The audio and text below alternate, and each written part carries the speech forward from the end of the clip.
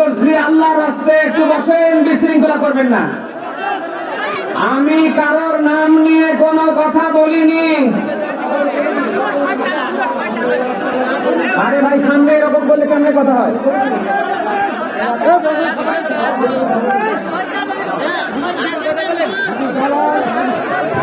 আপনারা যদি কেউ মনে করেন যে আমাদের দেখে দেখে বলছে, আমি কি আপনাদের চিনি বলেন তো? আমি তো কারোর নাম ধরে বলিনি। সেই জায়গায় আপনাদেরকে মানে কি বলবো? বসেন, আল্লাহর রাস্তায় বসেন ভাই, বসেন। জিকির করি সুবহানাল্লাহ আলহামদুলিল্লাহ লা ইলাহা আত-তাইবুনাল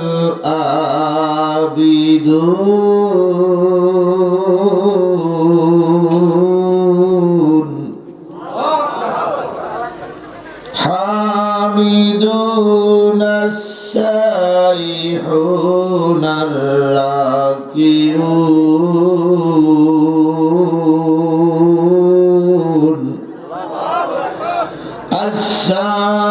as-sajidunal amiruna bil ma'ruf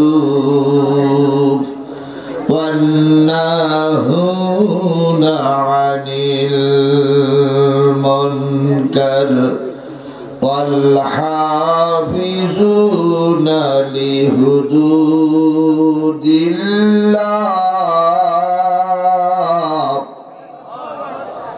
wa bashshiril mu'minin.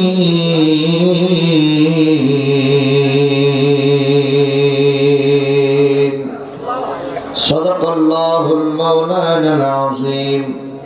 Inna Allaha wa malaikatahu yusalluna 'alan nabi. Ya ayyuhalladhina amanu sallu 'alaihi wa sallimu taslima. Allahumma salli 'ala Muhammadin wa 'ala ali Muhammad kama sallaita 'ala Ibrahim wa 'ala ali Ibrahim innaka Hamidum Majid. Allahumma barik 'ala Muhammadin wa 'ala ali Muhammad kama barakta 'ala Ibrahim wa 'ala ali Ibrahim innaka Hamidum Majid. La ilaha jore jore la ilaha aro jore la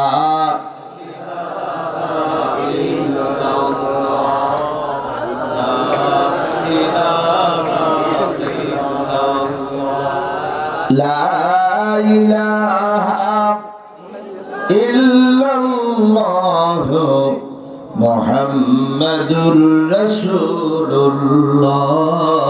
La ilaha la ilaha la ilaha illallah Muhammadur Rasulullah. La ilaha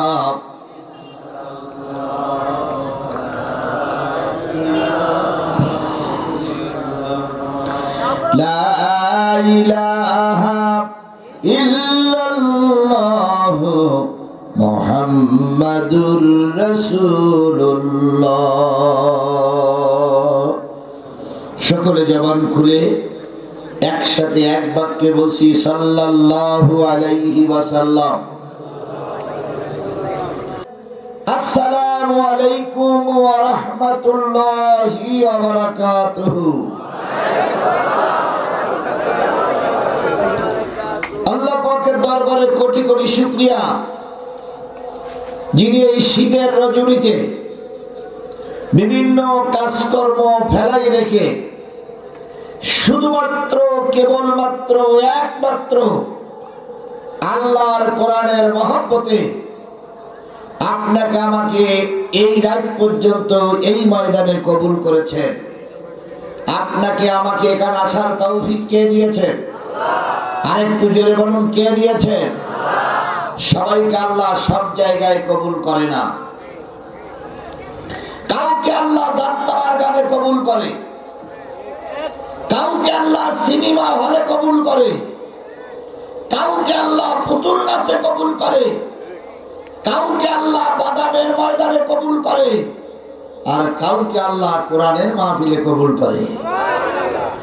আপনারা যে কোরআনের মাহফিলে এসেছেন এজন্য খুশি না বেজার? সবাই মিলে বলেন খুশি না বেজার? তাহলে যদি খুশি হই তাহলে আমার মুখ দিয়ে উচ্চারিত হবে কি? জোরে বলেন, মুখ দিয়ে উচ্চারিত হবে কি? খুশির বার্তা হলো আলহামদুলিল্লাহ। তাহলে কারোর জবাববদ্ধ থাকবে না, সকলে মিলে বলছি আলহামদুলিল্লাহ। আল্লাহ বলতেছেন সাব্বাহা লিল্লাহি মা ফিস সামাওয়াতি ওয়া মা ফিল আরদ ওয়া হুয়াল আজিজুল হাকীম। আল্লাহ বলে, বান্দা শোনো, আসমানে যা আছে, জমিনে যা আছে, আসমানের তলদেশে যা আছে, জমিনের উপরে যা আছে, সাগর পর্বত নদ নদী খাল বিলের ভিতরে যা কিছু আছে না কেন, ইচ্ছায় হোক আর অনিচ্ছায় হোক, সবাই মিলে শুকরিয়া আদায় করে কার? আরেকটু জোরে বলেন, কার শুকরিয়া আদায় করে? একটা গাছ যত বড় হোক তার মাথা থাকে কোন দিকে? এই কথা বলেন না কেন মুসলমান? যত বড় গাছ হোক মাথা থাকে কোন দিকে?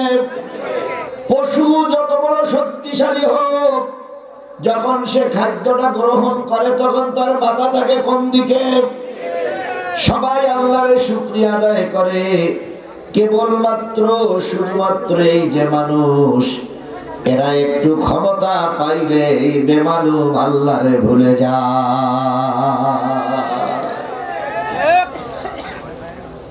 যে কায়দাই হোক আল্লাহ আপনার একটু ক্ষমতা দিয়েছে, আপনি গিয়েছেন জাতীয় সংসদের সদস্য হয়ে, কিভাবে গেছেন ওরা দুনিয়ার লোক সবাই জানে, কিভাবে আপনি নেতা হয়েছেন ওরাও দুনিয়ার লোক সবাই জানে। মেম্বার 3 বার দাঁড়িয়ে জামানত বাতিল হওয়া লোকেরাই বিগত 15 বছরে এমপি হয়ে বসেছিল।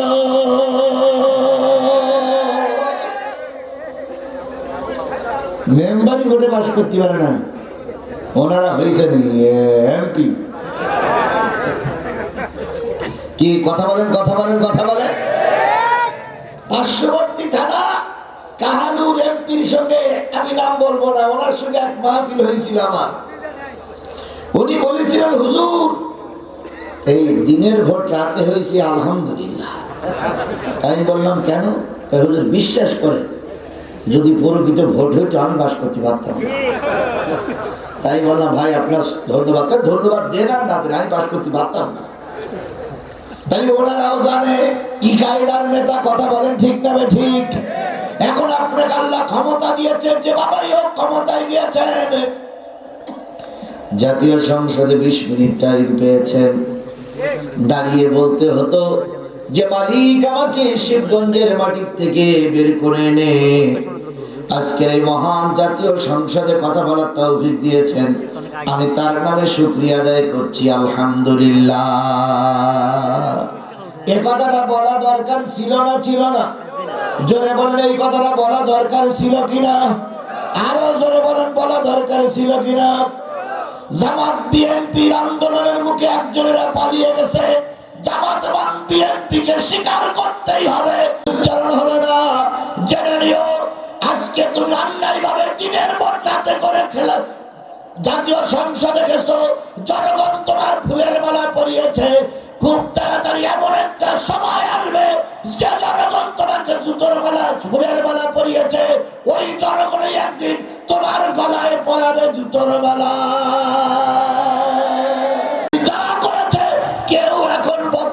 বাংলাদেশে না। ও আল্লাহ, ওদের ইমাম পর্যন্ত চলে গেছে। ইমাম পর্যন্ত চলে যায়নি, ইমাম পর্যন্ত চলে যায়নি। মুফতি রুহুল আমিন সাহেব, উনি বাইতুল মাকারিমে ইমামতি করতেন। উনি বলতেন আপনি কওমি জননী, উনিও চলে গেছে। খেলা কার? যদি বলেন খেলা কার? সেই আল্লাহ আজও আছে না নাই? জোরে বলেন সেই আল্লাহ আজও আছে না নাই? খবরদার অহংকার করবেন না। আল্লাহ সব জিনিস সহ্য করে, অহংকার সহ্য করে না। অহংকারীদের আবাসস্থল এরকমই হয়। কথা বলে ঠিক না ঠিক? এই জন্য আমরা আর যা করি অহংকার করব না। আল্লাহ রাব্বুল আলামিন আপনাকে আমাকে কোরআনের মাহফিলে বসার তৌফিক দিয়েছেন। এই জন্য অহংকারী না হে বিনয়ের সঙ্গে বলছি আলহামদুলিল্লাহ। আরেকটু জোরে বলুন তো আলহামদুলিল্লাহ। সর্বকালের সর্বশ্রেষ্ঠ মহামানব, যিনি এই পৃথিবীতে এসেছিলেন মানুষের কল্যাণের জন্য। কিসের জন্য? আরো জোরে বলেন কিসের জন্য? বলুন তো, নবীর চাইতে ভালো মানুষ এই সমাজে কেউ ছিল? বর্তমান কেউ আছে? কিয়ামত পর্যন্ত যদি নবীর চাইতে ভালো মানুষ তালাশ করা হয়, নবীর চাইতে ভালো মানুষ পাওয়া যাবে? জোরে বলেন পাওয়া যাবে? আল্লাহ ওই নবী সম্পর্কে বলেছেন, কুল ইন কুনতুম তুহিব্বুনাল্লাহা ফাত্তাবিউনি ইউহিব্বুকুমুল্লাহ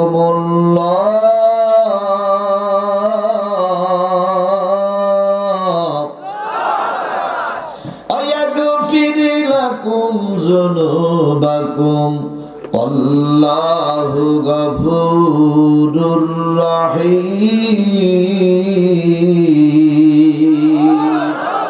হে নবী, আপনি বলে দিন, ইন কুনতুম তুহিব্বুনাল্লাহ, তোমরা যদি আল্লাহরে ভালোবাসতে চাও, ফাত্তাবিউনি, আমি নবী আমার অনুসরণ করো, ইত্তেবা করো, অনুকরণ করো। যদি আমার অনুসরণ অনুকরণ আমার বিধানগুলো মেনে চলতে পারো, আল্লাহ আমার মাধ্যমে তোমাদের কাছে ওয়াদা করতেছে, ইয়াগফির লাকুম যুনুবাকুম, তোমাদের জীবনের সব গুনাহগুলো আল্লাহ মাফ করে দেবে। আল্লাহ গুনাহ মাফ করে দেবেন নবীর অনুসরণ অনুকরণ করলে। সেই নবীর অনুসরণ অনুকরণ কি আমার সমাজে আছে? আরো জোরে বলেন আছে? খুব কম জায়গায় আছে। প্রায় জায়গায় নবীকে মানুষ অপমান করতেই আছে। নবীর ভালোবাসা আমাদের দিলে যেভাবে থাকার দরকার ছিল সেভাবে। হযরত ওমরকে বলা হলো, ওমর নবীকে ভালোবাসো। হুজুর বললেন, ওমর তুমি আমাকে কেমন ভালোবাসো? কয়, ইয়া রাসূলুল্লাহ, পৃথিবীর সবার চাইতে আপনাকে বেশি ভালোবাসি। নবী বললেন, ওমর রে, সবার চাইতে ভালোবাসতে চলবে না, জীবনের চাইতে আমাকে বেশি ভালোবাসা লাগবে।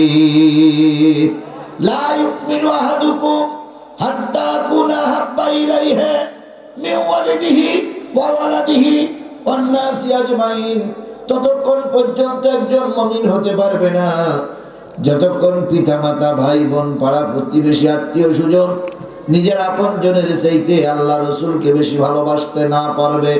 বলুন তো, সবার চাইতে রাসূলের ভালোবাসা কি আমার দিলে আছে? নাই। এখানে যে যে দল করে, দলের কথা বললি তো আবার কিছু লোকের খারাপ লাগারই কথা। এটা স্বাভাবিক, এটাই স্বাভাবিক। কারণ হলো, আমি যারে ভালোবাসি তারে দেল দিয়েই ভালোবাসি। আমার নেতার বিরুদ্ধে কিছু বললি আমার গা জ্বালা করবে, এটাই তো দলের কাজ। আমি যদি দলকে বেশি ভালোবাসতে না পারি, তাহলে সে দল করে লাভ কি? লাভ আছে? আমরা সাইদিকে ভালোবাসি, সাইদির বিরুদ্ধে কিছু বললে আমাদের রাগ হবে না? অবশ্যই হবে। তারপরে আপনি একটা দলের নেতারে ভালোবাসেন, সেই দলের বিরুদ্ধে কথা বললে আপনার তো গা জ্বালা করবে, এটাই তো স্বাভাবিক, এটাই তো নিয়ম। কিন্তু এবার হাদিসে যান, বলুন তো, আপনি যে দল করেন সেই দলের বিরুদ্ধে, সেই দলের নেতার বিরুদ্ধে কথা বললে আপনার গা জ্বালা করে, নবীর বিরুদ্ধে কথা বললে আপনার কিছুই হয় না? নবীর বিরুদ্ধে কথা বললে আপনার গাত্র দাও হয় না, তাহলে বোঝা গেল আপনি নবীর দলের লোক। কেউ কেউ স্লোগান দেয় আমরা সবাই অমুক সেনা, আমরা সবাই অমুক সেনা ভয় করি না বুলেট বোমা, আমরা সবাই মুজিব সেনা ভয় করে না বুলেট বোমা, ৭১-এর হাতিয়ার। এই স্লোগান আমার দেশে ছিল না নাই? কিন্তু আপনি যদি মুসলমান হন, আপনার মুখ থেকে উচ্চারিত হবে আমরা সবাই রাসূল সেনা ভয় করি না বুলেট বোমা।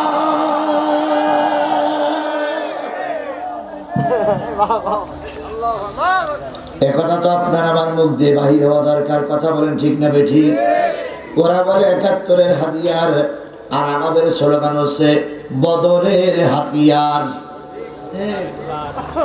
বদরের হাতিয়ার, বদরের হাতিয়ার। এইটা যদি আপনার স্লোগান হয়, বুঝবো আপনি রাসূলের দলের লোক। ২ নম্বর, আপনি যে নেতারে ভালোবাসেন, সেই নেতার জন্ম মৃত্যু বার্ষিকী ঢাক ঢোল পিটাই আয়োজন করেন। সেই নেতার বিরুদ্ধে কথা বললে আপনার গা জ্বালা করে। আর নবীর বিরুদ্ধে কত কিছু বললো, একটাবার হৃদয়ের ভিতরে রক্তক্ষরণ হলো না। জেনে নিও কিয়ামতের দিন রাসূলের সামনে হয়তো দাঁড়ানো যাবে না। ইসলামের জন্ম এবং মৃত্যু দিন পালন করার কোনো বিধান নাই। ইসলামের জন্ম এবং মৃত্যু দিন পালন করার কোনো বিধান? বলুন তো কোন সাহাবীদের জন্ম মৃত্যু দিন পালন করা হয়? আপনি এত জন্ম মৃত্যু নিয়ে পাগল কেন? জন্মদিনে 20টা গরু, মৃত্যু দিনে 35টা গরু। নিজের উপার্জিত আয় দিয়ে গরু জবাই করো, কেমন কি লাগে বোঝা যাবে। পরের দোকান দখল করা টাকা তো টের পাও না দুলাভাই।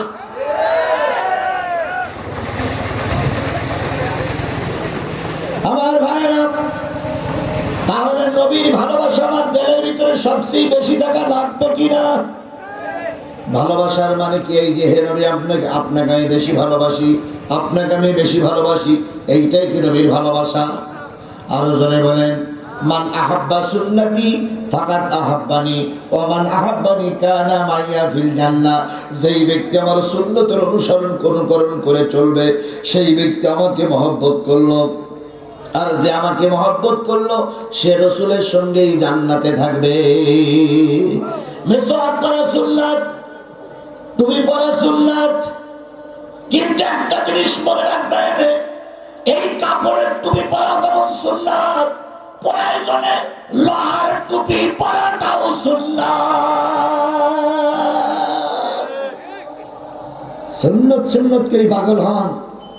আল্লাহ রাসূল যুদ্ধের ময়দানে লোহার টুপি পরেনি? তাই কথা বলেন, লোহার টুপি আল্লাহ রাসূল পরেনি? তুমি রাসূলের দলের লোক, খুব বাকবাকুম করে আমি রাসূলের অনুসারী। কয়টা দিন লোহার টুপি পরেছো? আল্লাহ নবীর গায়ে যেমন জামা ছিল, লোহার জামাও ছিল কি ছিল না? তোমার গায়ে একদিনও লোহার জামা উঠল না। কি করে দাবিদার হও যে তুমি রাসূলকে অনুকরণ করে চলো? যেগুলো সুবিধাবাদ সেগুলো জিন্দাবাদ, যেগুলো কঠিন সেগুলোর ধারে কাছে তোমাকে পাওয়া যায় না। এমন সুবিধাবাদ মুসলমান আমার দেশে আছে না নাই? সুতরাং আবার শপথ নিতে হবে, প্রয়োজন যদি গোটা বিশ্বের মুসলিমদের জন্য এক কাতারে দাঁড়িয়ে আল্লাহর নবীজির ওই লোহার টুপি ব্যবহার যদি আবারও করা লাগে, আমরা লোহার টুপি ব্যবহার করব, লোহার জামা গায়ে পরব, তবু বাতিলের সঙ্গে কোনো আপোষ করব না।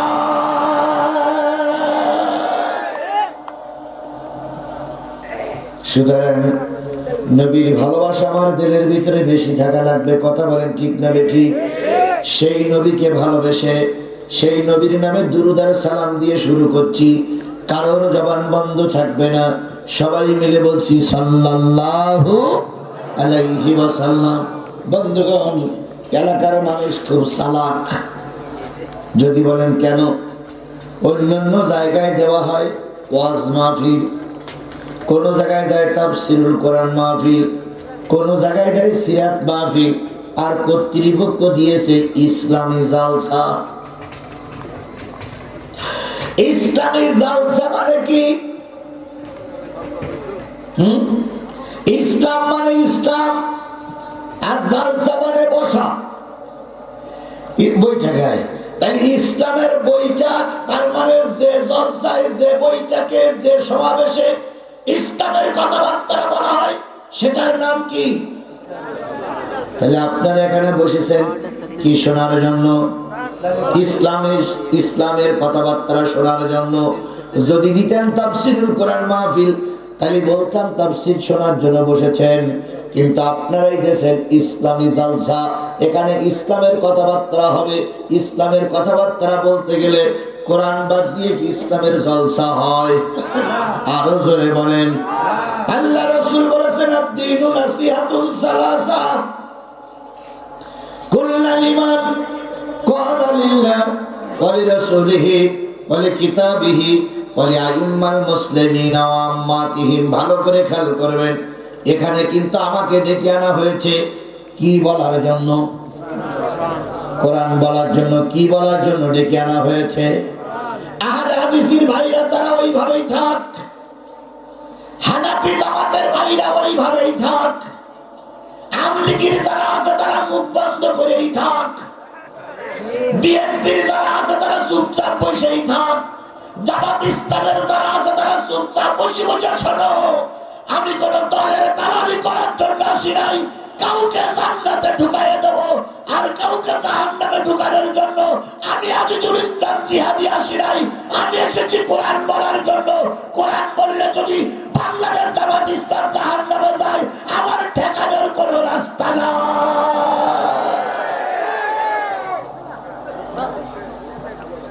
কথা কি বুঝলেন? বুঝবেন তো বুঝবেন, না বুঝবেন তো কসু কসু কসু। আমাকে কি বিএনপি ওয়ালারা দাওয়াত করে নিয়ে আসছে? আমাকে কি জামাত ইসলাম ওয়ালারা দাওয়াত করে নিয়ে আসছে? আমাকে দাওয়াত করে নিয়েছে হাজারো জনতা। কি শোনার জন্য? আরো করে বলেন, কি শোনার জন্য? সেই কোরআন থেকে কথা বললে অবশ্যই ফেরাউনের গায়ে লাগা স্বাভাবিক। কোরআন হাদিস থেকে কথা বললে অবশ্যই নমরুদের গায়ে লাগা স্বাভাবিক। কোরআন হাদিস থেকে সঠিক ব্যাখ্যা করলে আবু জাহেলের মুখে কালি পড়তে পারে পারে পারে। তার জন্য কি কোরআন হাদিস বন্ধ করে দিতে হবে? জিব্বা ছিঁড়িয়ে, জিব্বা টেনে একেবারে ছিঁড়ে ফেলবো। ফাজলামি করিসাও 6 মাস আগে। 6 মাস আগের বাংলাদেশ আর এখনকার বাংলাদেশ এক নয়। আমি এখান থেকে কয়েক বছর আগে এই এলাকায় মাহফিল করতে আসছিলাম। তোমরা আমার শেষ মোনাজাত করতে দেওনি। তোমাদের আমরা ভালোই চিনি। সেই দলীয় লোক এখানে আছে 20 জন, এর ভিতরে 20 জন আছে।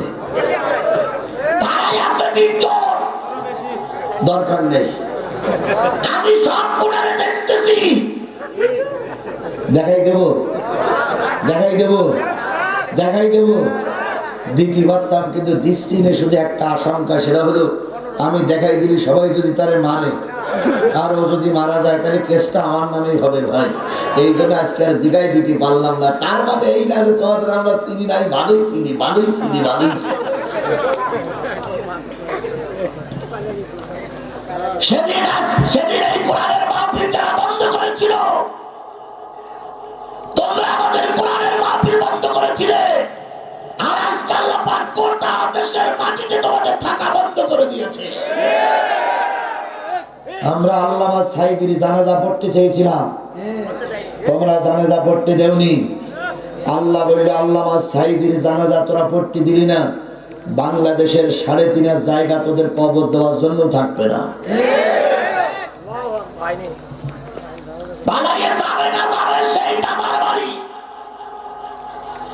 আর কিছু লোক এখন ওদের সঙ্গে সুর বেড়াই বলতেছে, ম্যাডাম আসে আসে আসে।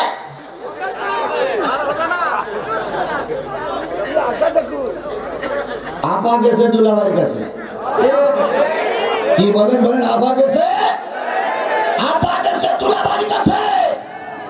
যাবার সময় একবারও হিসাব করলো না তোমার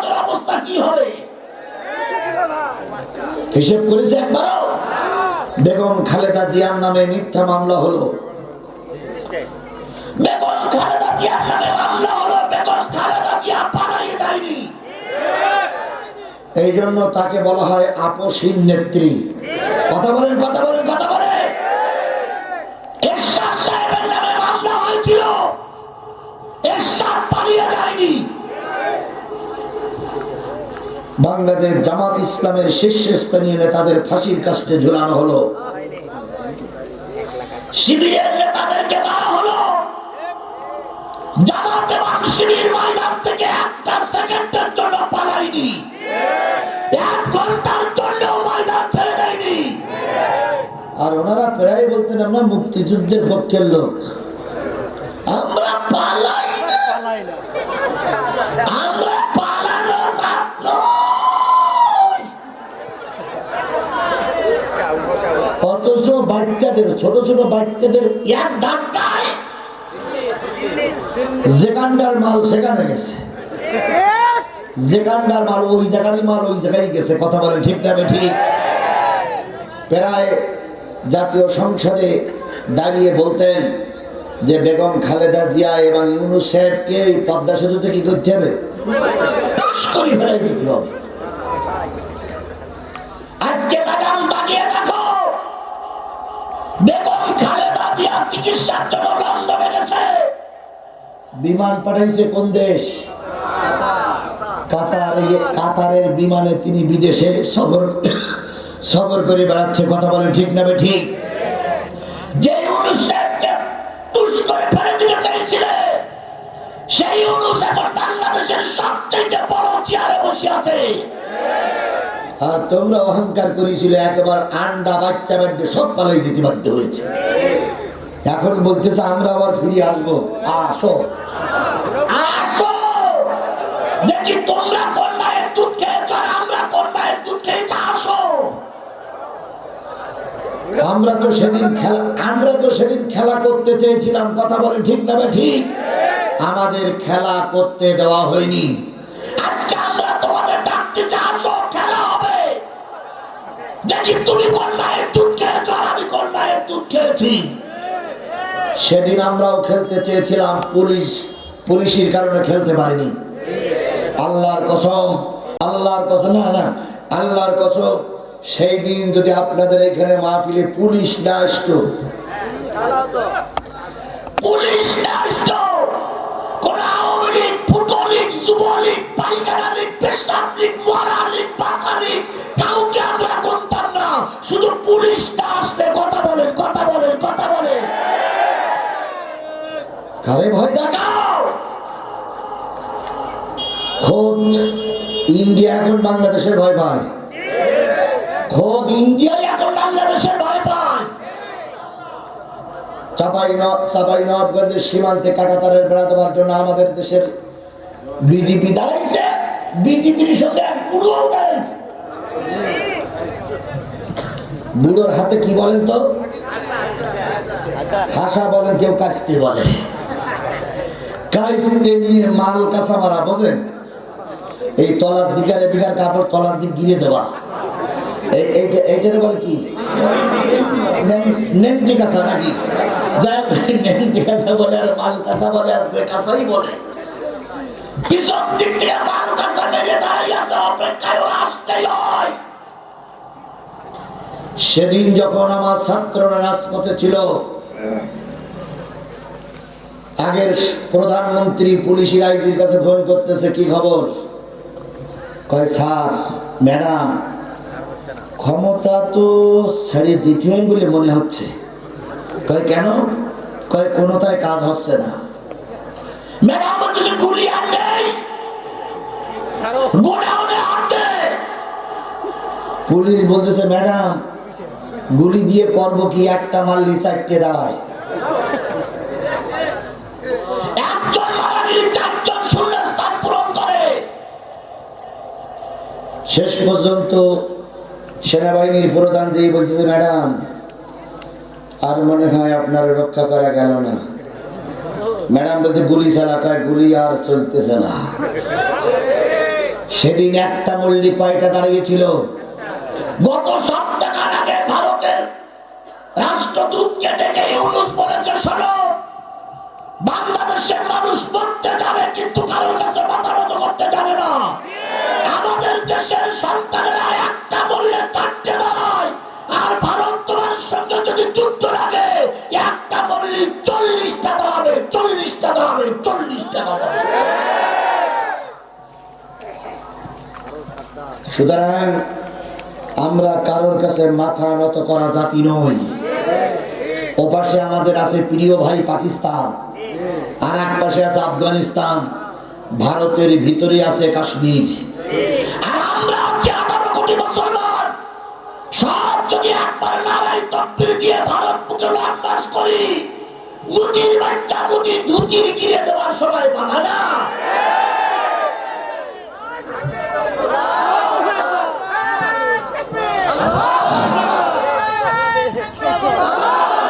আরে ভয় দেখাও, প্রয়োজনে কাপড়ের কাপড় নিয়ে আবার রাস্তায় নামবো।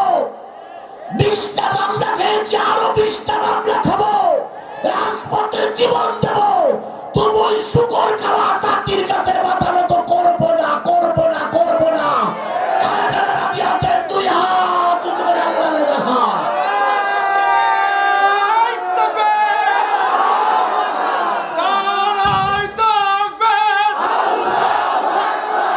ইসলামের শত্রুরা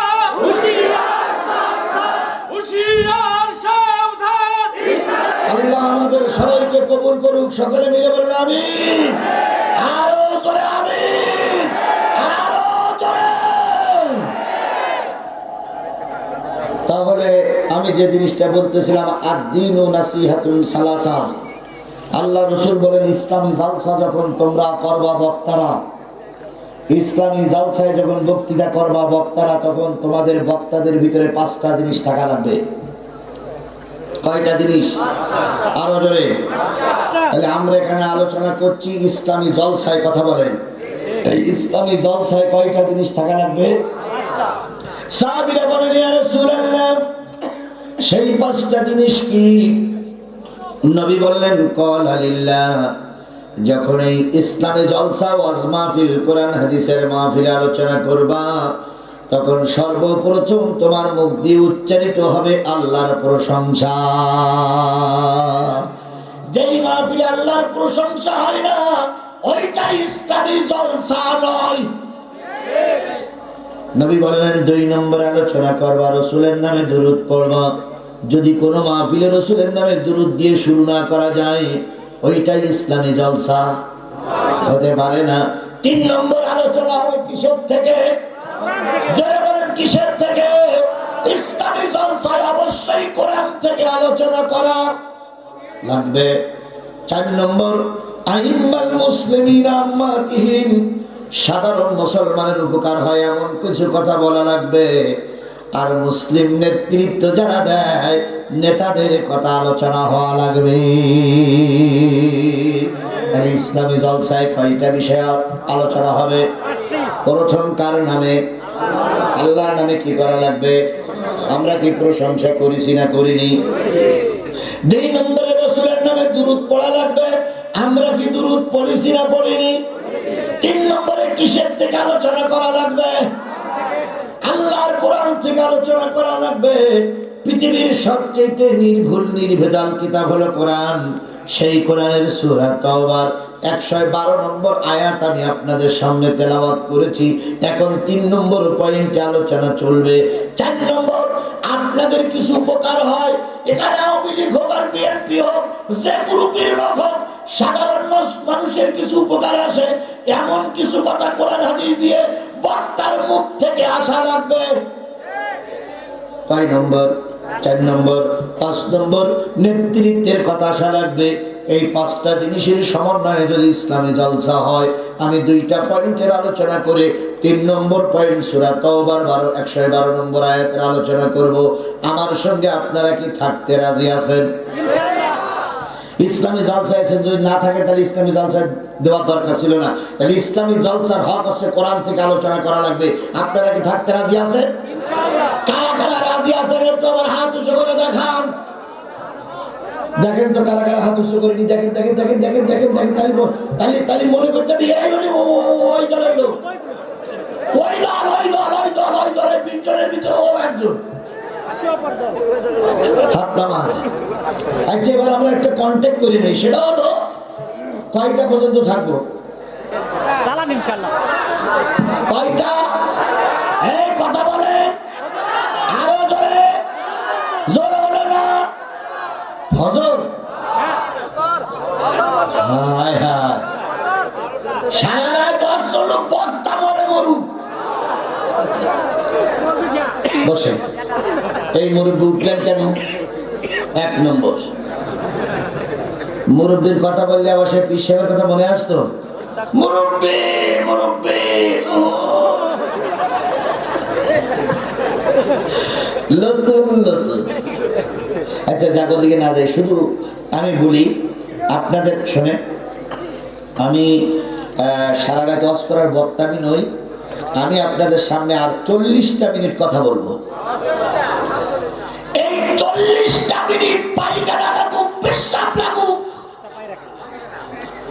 আর যদি টান টান উত্তেজনা হয়, হিসুর জন্য সময় দেওয়া যাবে না। হুজুর আমার হিসুসে গেছে, হিসু জায়গাটা একটু বন্ধ রাখেন। তাহলে এখন বাজে 11টা। সভাপতি, নেত ঘোষক, অতিথি সবার কাছে আমি চেয়ে নিলাম কয় মিনিট? 40 মিনিট। বন্ধু, সারা রাত ওয়াজ শুনে যদি ফজরের সালাত নষ্ট হয়ে যায়, ফজরের সালাতের যা গুরুত্ব সারা রাত ওয়াজ শুনে সে গুরুত্ব পাওয়া যায় না। বলুন তো আগামী কালকের ফজরের সালাত যদি আদায় না করে সারা রাত ওয়াজ শুনি, যা নেকি হবে, ফজরের সালাত কাজা করার কারণে যে গুনাহ হবে তার সমপরিমাণ হবে কোনোটাই? তাহলে আমরা ফজরের সালাতের দিকে গুরুত্ব দিয়ে নির্ধারিত সময় আমরা চলে যাবো ইনশাআল্লাহ। এই জন্য যারা দাঁড়িয়ে আছেন 40টা মিনিট ভিক্ষা চাচ্ছি। বাপ মা কবরে যায়নি, তাহলে দাঁড়িয়ে আছো কেন? তুমি মারবা না, দাঁড়িয়ে আছো কেন? তোমার বাবার আর মার বিয়ে মৌলবী পড়ায়নি, দাঁড়িয়ে আছো কেন? তোমার জন্মের পরে কানে আজান হয়নি, দাঁড়িয়ে আছো কেন? এখানে আমার বাবার কথা বলতে আসি নাই, কথা বলেন ঠিক না ঠিক? কিসের কথা হচ্ছে? জোরে বলেন কিসের কথা হচ্ছে? কোরআনের কথা হচ্ছে, কোরআনের কথাই হবে। সুতরাং শেষ মোনাজাত পর্যন্ত থাকবো আমরা ইনশাআল্লাহ। সালাতের পরে মোনাজাত দিয়ে আমার দেশের ভিতরে মতপার্থক্য আছে, কিন্তু দোয়ার অনুষ্ঠান শেষে মাহফিলের শেষে মোনাজাত করলে কি হারাম হবে? তারপরে যদি মনে করেন যে হুজুর আমি মোনাজাত করবো না, আমি ছেড়ে দিলে আপনি চলে যাইয়েন, কিন্তু অন্তত আখিরু দাওয়ানা আলহামদুলিল্লাহ পর্যন্ত বলা থাকা যাবে না। জোরে বলেন থাকা যাবে না, আরো জোরে বলেন থাকা যাবে না। আল্লাহ এই জাতিকে কোরআনের জন্য কবুল করুক, সকলে মিলে বলুন আমিন। কোন সূরা? সূরাতুত তাওবা। তাওবা হলো আরবি শব্দ। তাওবা শব্দের অর্থ কি? ফিরে আসা। এই তো সবাই জানেন তাওবা শব্দের অর্থ হলো ফিরে আসা। কোন দিকে ফিরে আসা? যে কোনো একটা দিকে ফিরে আসার নাম হলো তাওবা। তাওবা আরবি শব্দ। তাওবা শব্দের অর্থ হচ্ছে কি বলে, শাব্দিক অর্থ হচ্ছে ফিরে আসা। আর শরীয়তের পরিভাষায় অন্যায় কাজে জড়িত, সুদের সঙ্গে জড়িত, ঘুষির সঙ্গে জড়িত, যে কোনো একটা অন্যায় কাজের সঙ্গে জড়িত আছো, আজকে বুঝলে ওই কাজটা অন্যায়, তওবা করে সেই কাজটা না করে ইসলামের দিক ফিরে আসার নাম হলো তওবা। তাহলে আজকে আমি আপনাদের জাতির সামনে দিক শিক্ষা দেওয়ার জন্য বসেছি। আমাদেরকে ফিরে আসতে হবে কিসের দিকে? আরো জোরে বলেন কিসের দিকে? বিশ্বাস করো পৃথিবীর সব জায়গায় ভেজাল আছে, কিন্তু একটা জায়গায় ভেজাল নেই, সে জায়গাটার নাম কি? বলুন তো হাদিসের ভিতরে কি ভেজাল আছে? অবশ্যই আছে। যদি ভেজাল না থাকে তাহলে কেউ কেউ বলে না সহিহ হাদিস, তাই যেখানে সহিহ আছে সেখানে ভেজাল আছে। কেউ কেউ বলে না ভেজাল হাদিস, জাল হাদিস, তাহলে হাদিসের ভিতরে ভেজাল আছে। বলুন তো হুজুরির ভিতরে কি ভেজাল আছে? আরো জোরে বলেন আছে? যদি হুজুরির ভিতরে ভেজাল না থাকতো কোন হুজুর জেল খাইত না। এক হুজুর আজ করে 1 লাখ টাকা নিয়ে যায়, জনমের খাওয়া খায়, আর এক হুজুর মঞ্চে উঠতেই পারে না। খালি নিশ্চয়ই 2 হুজুরের ভিতরে কোন হুজুর ভেজাল আছে। 2 মসজিদের ইমাম চার দোকানে বসে চা খাচ্ছে। দোকানদার জিজ্ঞেস করছে, আপনিও পাগড়িওয়ালা, উনিও পাগড়িওয়ালা, ওনার নামে 5টা মামলা, আপনার নামে কোনো মামলা নেই কেন? এই হুজুর তখন একটু মিষ্টি হাসি দিয়ে কয়, আমি একটু বুদ্ধি শুদ্ধি করি চলি, এই জন্য আমার নামে কোনো মামলা।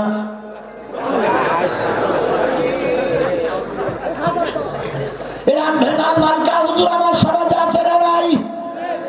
এই সরকার আসার আগে অনেক হুজুর রাজ্যের সরকার চলে গেছে।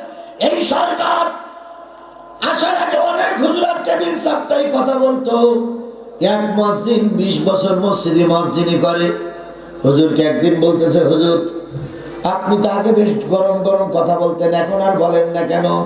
হুজুর তখন বলতেছে, মসজিদ সাহেব দেখেন না চারিদিকে কি বিপদ, অমুক হুজুর জেলে, অমুক হুজুর মামলা খায়, অমুক হুজুর রিমান্ডে যায়, আমি একটু বুদ্ধি শুদ্ধি করে চলি, না হলে তো বাঁচা যাবে না। কথায় বলে যে দিক থেকে পড়বে পানি সেই দিকে ছাতা ধরো। ওই হুজুরটা সেই দিকে ছাতা ধরিয়েছে। মসজিদ চিন্তা করেছে, আল্লাহ এ তো ভেজাল, এ তো সঠিক না। মসজিদ সাহেব সেই দিনতে নিয়ত করে, একটা দাহাতু ভেজাল ইমাম, একটা দাহাতু ভেজাল ইমাম। তুই এখন ভেজাল ইমাম করতে করতে করতে করতে করতে করতে মোটে ভেজাল ইমাম ভালো হয় না। একদিন জোরে বলতেছে, একটা দাহাতু ভেজাল ইমাম। তো নামাজের পরে মসজিদ সাহেব বসে আছে, ইমাম সাহেব বলতেছে, মসজিদ সাহেব কয় বছর মসজিদে হচ্ছে? কয় 20 বছর। এখনো ইমাম সাহেব পিছনে কি বলে আরবিতে নিয়ে করতে জানেন না। তখন বলতে, হুজুর আমি জানি। তো বলতেছে, বলতে 20,000 ইমাম, আপনি ভেজাল ভেজাল করেন কেন? কয় হুজুর 20,000 বলতাম যতদিন আপনি ভালো ছিলেন, যেখান থেকে আপনি যেদিকে পানি পড়েছে ধরেছেন সাথে, সেখান থেকে আপনি ভেজাল ইমাম। বলুন তো আমাদের সমাজে ভেজাল ইমাম বেশি না সঠিক ইমাম বেশি? আবার বিগত 15 বছরে যে ইমামগুলো ভেজালের ভূমিকা পালন করেছে, সেই ইমামগুলো এখন, সেই বক্তাগুলো, সেই হুজুরগুলো এখন টেবিল চাপটায় কথা বললে মনে হয় ওরাই হলো রাজমিস্ত্রি, আর আমরা হলাম জোগাড়িয়ে। কথা বলেন, কথা বলেন, কথা বলেন। এরকম একটা পরিবেশ এখন এসে গেছে না? বাংলাদেশের অনেক বড় বড় বক্তা আছে, আমার সঙ্গে ছবি তুলতেও চাইনি। বগুড়ার চারি মাথায় এদিক তো ওয়াজ করে গেছে, আমি ওই দুবসা জিয়াতে ওয়াজ করে এসেছি, এক জায়গায় বসে চা খেলাম। আমার এই মিডিয়া ব্যক্তি বলতেছে, 2 হুজুর যদি দাঁড়াতেন একটু ছবি দিলাম। জিহাদি সিনেমা ছবি তুলিস না, কারণ ও তো মরিস আর আমারও মারবে। সে যে সিদ্দিক হয় নাম বলো কেন? আমার সঙ্গে ছবি তুলতে পর্যন্ত চাইনি। আর তারা এখন মোসাফা করে বলে, ভাই বিবাদের সময় আপনি বাগের বাচ্চা। আমি তখন বলি, আল্লাহ এক মুখী আর কয় রকম নাম নেবা তোমরা। সুতরাং ভেজাল ইমাম যদি না থাকতো, খোদার কসম আল্লামা সাঈদীর 13 বছরে জেলখানায় ঢুকে ঢুকে মরা লাগতো না। আল্লামা সাঈদী মরার মূলেই আমাদের দেশের একদল মৌলবীরা দায়ী। তখন তারা বলতো, নিশ্চয়ই আল্লামা সাঈদীর দোষ ছিল, নতুবা এখন তিনি জেলে গেল কেন? আবার তারাই বলে, সাঈদীর ওরে আমার দুলো ভাই, সেদিন তুই আর আমি যদি ময়দানে থাকতাম তাহলে আল্লামা সাঈদীর ওরা জেলখানায় ঢুকাতে পারতো না। কথা বলেন, কথা বলেন। তার ভিতরে একজনের নাম না বললে আমার জীবনে কষ্ট থেকে যাবে। উনি ছিলেন হলো ঢেলে দেই, উনি সেদিন বলেছিলেন নিশ্চয়ই সাঈদীর দোষ আছে। সরকারকে আমরা ধন্যবাদ জানাই, সরকার যুদ্ধ অপরাধীর বিচার করতেছে। এখন আবার ওনার নামে মামলা হয়েছে, কাপড় চপ্পল খুলিয়ে জুতো খুলিয়ে নদী পার হয়ে ওই পারে দিয়ে কর্মী বলতেছেন, কি বলে ভান্তর বলতেছে পুলিশ কত দূর, কয় হুজুর পুলিশ দরজার গেটে দাঁড়িয়ে আছে, কয় তারে চলে গেলাম কাপড় চোপড় গুলো নিয়ে আসিস। ওই কাউন্টার যদি এখন আমরা দিই আল্লাহর কাছে দায়ী হয়ে যাব। কথা বলেন ঠিক না ঠিক? সুতরাং আলেমদেরকেও এই বিভাগের ভূমিকা পালন করতে হবে। আমি তাই বলতেছিলাম শরিয়াতের পরিভাষায় অন্যায় কাজ থেকে ফিরে আসার নাম হলো কি? তওবা। এই তওবার 112 নম্বর আয়াত আমি আপনাদের সামনে তেলাওয়াত করেছি। আওয়ামী লীগ হন, বিএনপি হন, জামাত হন, তারপরে আট্রসি হন, ফুরপুরা হন, তারপরে আলে হাদিস হন, আলে সুন্নাত হন, তারপরে হানাফি মাযহাবের লোক হন, যে মাযহাবের লোক হন না কেন, আল্লাহর কথা হচ্ছে 9টা গুণ যাদের ভিতরে পাওয়া যাবে আমি আল্লাহ তাদের জান্নাতের সুসংবাদ দিয়ে দেব। এখানে কোন দলের নাম ধরে কিছু বলেন নাই, বলতেছে যারা মুসলমান যারা ফিরে আসবে 9টা জিনিসের কাছে, তার ভিতরে 1 নম্বর হচ্ছে আত-তাইবুন,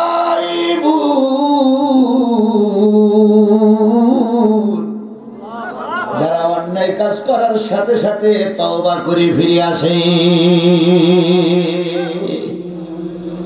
ভুল হবে কি হবে না? আওয়ালুন নাসে আওয়ালুন নাসি, প্রথম মানুষ সামান্য একটা ভুল করে হোক আর যেভাবে হোক তিনি দুনিয়া আসছিলেন। আমরা মানুষ, আমাদের মানুষ শব্দের অর্থ আছে ভুল। সুতরাং আমাদের ভিতরে ভুল থাকবে। কথা বলেন ঠিক তবে ঠিক? সামান্য ভুলের জন্য যদি কাউকে দোষারোপ করো আল্লাহর কাছেও দায়ী হওয়া লাগবে। আজহারীর চাইতে জনপ্রিয় ব্যক্তি এখন আর বাংলাদেশে কেউ আছে? আছে কেউ? এই কথা বলেন না কেন? আছে কেউ? ভালো করে বুঝে, আজহারীর চাইতে জনপ্রিয় ব্যক্তি বাংলাদেশে কেউ আছে? উনি একটা কথা বলার কারণে, দুটো কথা বলার কারণে জাতি তাকে বিরাট সমালোচনা করছে। উনি একটা কথা বলেছেন, এক দল খেয়ে গেছে আর এক দল খাওয়ার জন্য রেডি হয়ে আছে। তো রেডি হয়ে আছে কোন দল নাম বললো না, আপনার এত কথা না কেন?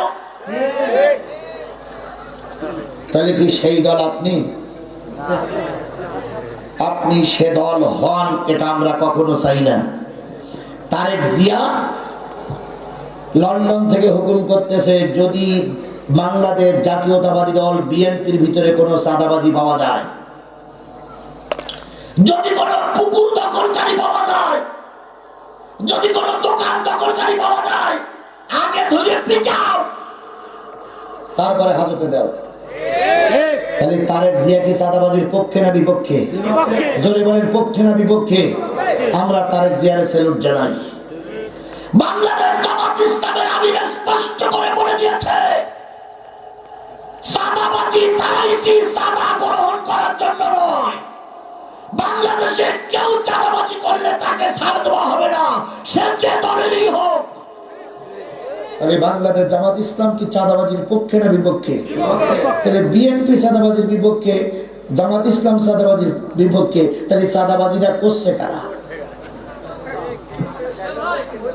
বোঝেন নাই আমার কথা? বোঝেন আমার কথা? বোঝেন নাই? খবরদার ভুল বুঝবা না।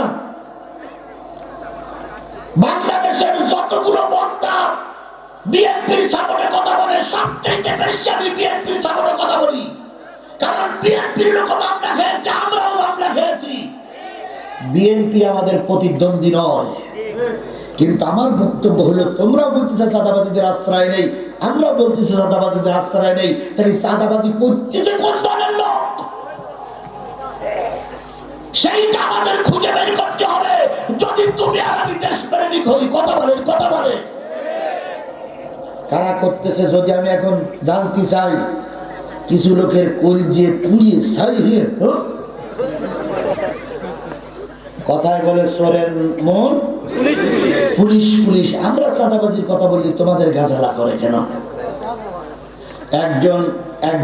একজন বাংলাদেশের একজন নেতা বলেছে আজহারীর এই কথা বলার কারণে নাকি আজহারীকে দেশ থেকে বের করে দেওয়া হবে, এবং তিনি বলেছেন তুমি এই কথা যদি উইড্রো না করো আমার নেতা কর্মীরা তোমার মাহফিলে দিয়ে হট্টগোল করবে, তোমাকে লাঞ্ছিত করবে। আমি নেতাদের উদ্দেশ্যে স্পষ্ট করে বলতে চাই, এটা কিন্তু এই দেশটারে কোন দলের কাছে আমরা ইজারা দেইনি। আমরা 18 কোটি মানুষ রক্ত দিলাম, 18 কোটি মানুষ মামলা খেলাম, চাঁদাবাজিদের হাতে দেশ তুলে দেওয়ার জন্য নয়। বাংলাদেশে কেউ যদি চাঁদাবাজি করতে চায় সেটা ঠ্যাঙের গিরে ছাড়িয়ে ফেলে হাজতে দেওয়া হবে। কোন চাঁদাবাজিকে বাংলাদেশে আশ্রয় দেওয়া হবে না, হবে না, হবে না। তোমার যদি খুব ক্ষুধা লেগে থাকে ভ্যান চালাই খাও, খুব যদি কষ্ট হয় চার দোকান দাও, খুব যদি কষ্ট হয় তুমি হলো পানের দোকান দাও, ওখানে ইনকাম কমার। এই চাঁদাবাজি করলে ইনকাম বেশি না? সুতরাং চাঁদাবাজি আমার দেশে চলবে না। দুই দল একমত, খালেদা জিয়াও একমত, জামাতে একমত, দুই মতে একমত, চাঁদাবাজি চলবে না। সুতরাং এখন যারা চাঁদাবাজি করছে ওরা জামাতের লোক না, ওরা বিএনপির না, ওরা ছাগলের 3 নম্বর বাচ্চা। ছাগলের 3 নম্বর বাচ্চা বোঝেন? বোঝেন কি বোঝেন? বোঝেন পশু। যদি কোনো ক্রমে ছাগলের 3টে বাচ্চা হয়, ছাগলের সাধারণত বাচ্চা হয় কয়টা? 2টা। আর ছাগলের বাটও হয় কয়টা? 2টা। ছাগল মাঠে ঘাস খেতে গেছে, ঘাস খেয়ে বাড়ি আসার পরে ছাগলের বাচ্চারা সব ছুটে যায়, ছুটে দিয়ে একটা ধরে ডাইন বাট আর একটা ধরে বাম বাট। আর যেটা 3 নম্বর বাচ্চা থাকে ও কোনো জায়গায় বাট পায় না, এখানে ঢুস মারে, ওখানে ঢুস মারে, এখানে ঢুস মারে, ওখানে ঢুস মারে, ও কোনো বাট পায় না। কথা বলেন ঠিক না ঠিক? প্রতিটা দলের ভিতরে এখন ছাগলের 3 নম্বর বাচ্চা প্রবেশ করেছে। এরা জামাত নয়, বিএনপির লোক নয়। কথা বলেন ঠিক না ঠিক? এরাই হলো ছাগলের 3 নম্বর বাচ্চা। আর এই ছাগলের 3 নম্বর বাচ্চারা যদি ঘাড় উঁচু করো, কাল্লা আলাদা করে ফেলানো হবে। দুটো চারটে ছাগলের 3 নম্বর বাচ্চার কারণে দলের বদনাম আমরা নিতে রাজি না। কথা বলেন ঠিক না ঠিক? সুতরাং স্পষ্ট করে বললাম, বিএনপির দায়ী দায়িত্ব আমি নিতে পারবো না, তা জামাতের দায়ী দায়িত্ব আমি নিয়ে বলে গেলাম, যদি কোনো জামাত শিবিরের ঘোষিত কোনো কর্মী যদি এই 3 নম্বর ছাগলের বাচ্চার কাজ করে ধরবে, আমি শেখকে সংবাদ দিবে। যদি প্রকৃত জামাতের নেতা কর্মী হয় জায়গায় বিচার করা হবে। অন্য দলের দায়িত্ব আমি নিতে পারবো না। তবে আমি আমার দলের ব্যাপারে 100% চ্যালেঞ্জ করতে পারি, ইনশাআল্লাহ বাংলাদেশ জামাত ইসলাম এবং শিবিরের ছেলেমেয়েরা চাঁদাবাজির সঙ্গে জড়িত নয়। আমার কথা শুনে আপনারা কি একমত হবেন? নিশ্চয়ই। তাহলে বলতেছিলাম এই ছাগলের 3 নম্বর বাচ্চাদের কথাই বলতেছিলাম। আসলো কোথার থেকে? আওয়ামী লীগ চলে গেছে, কিন্তু কিন্তু কিন্তু কিন্তু নেতা কর্মীরা যায় নাই, ওরা এখন 2 দলে ঢুকে পড়েছে। সেদিন আওয়ামী লীগের এক সেক্রেটারির সঙ্গে আমার দেখা হলো। ভাই আমার বলতেছে, হুজুর আসসালামু আলাইকুম। ওয়ালাইকুম আসসালাম। ভাই রে ভাই, তোর মাথায় টুপি, আমার হাতে দেখি তসবিহ। কয় হুজুর এখন নামাজি হয়ে গেছে। তুই নামাজি হয়েছিস? কয় হ্যাঁ হুজুর নামাজি হয়েছি। তো তুই না আগে ইউনিয়ন সেক্রেটারি ছিলি? তবে তো হুজুর আগে ছিলাম আমলিগ, এখন হয়েছি জমাত। আগে ছিল আমলিগ, এখন হয়েছে কি জমাত। জমাত মানে কি? কয় ওই যে তোর হাত নাকে দল, আমাকে তো কি জমাত নাই, তবে তো ওই হইল। ভালো করে বলতে পারে না, এরা এখন জমাত সেজে বসে আছে। এই সমস্ত লোকদের কারণে অন্যায় হচ্ছে। কথা বলেন ঠিক না ঠিক? বিএনপির ভাইদেরকে আমি স্যালুট জানাই। আজকে মাহফিলে যিনি প্রধান অতিথি ছিলেন অধ্যক্ষ মীর শাহে আলম, যখন আমি প্রথম দিকে যখন এই এলাকায় ওয়াজ করতে আসছি তখন তিনি আমার মঞ্চেই বসে থাকতেন। তার একটা গুণ ছিল, আমি 2 বার দেখেছি, 2টা মাহফিলে মোসাফা করার সময় আমার হাতে কিছু টাকা দিতেন। আমি বলতাম, ভাই কি খবর? ভাই অনেক কষ্ট করে আসছেন, অথচ একটু মিষ্টি খাবেন, আমার জন্য একটু দোয়া করবেন, পরিবারের জন্য দোয়া করবেন। তিনি যতগুলো মাহফিল আমি দেখেছি বড় অঙ্কের টাকা দান করতেন। কথা বলেন ঠিক না ঠিক? সুতরাং আমরা সবাই ভাই ভাই, এখানে বিভেদ সৃষ্টি করার মতন কোনো সুযোগ নাই। উপরের দিকে যে নির্দেশ আসবে সেই নির্দেশ মাথা পেতে নেব। জামাত বিএনপির ভিতরে দ্বন্দ্ব দিয়ে অশান্তি তৈরি করা যাবে না, যাবে না, যাবে না। আমরা যদি অশান্তি তৈরি করি তাহলে ওই শেখ হাসিনা আবার আসবে। ভারত তো ওটাই চাচ্ছে, কেন তোমরা বোঝো না? কেন তোমরা বোঝো না? ভারত যেটাই চাচ্ছে, যে দেশে একটা গন্ডগোল পাকাই দিয়ে শেখ হাসিনা আবার পাঠাই দেয়।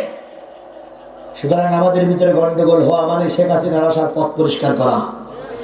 এই হাজারো জনতার কাছে আমি শপথ নিতে চাই, শেখ হাসিনা এসে দেশে আবার ক্ষমতা দখল করুক, এটা কি আপনারা চান? সবাই মিলে বলে এটা কি আপনারা চান? সবাই মিলে বলতে এটা কি আপনারা চান?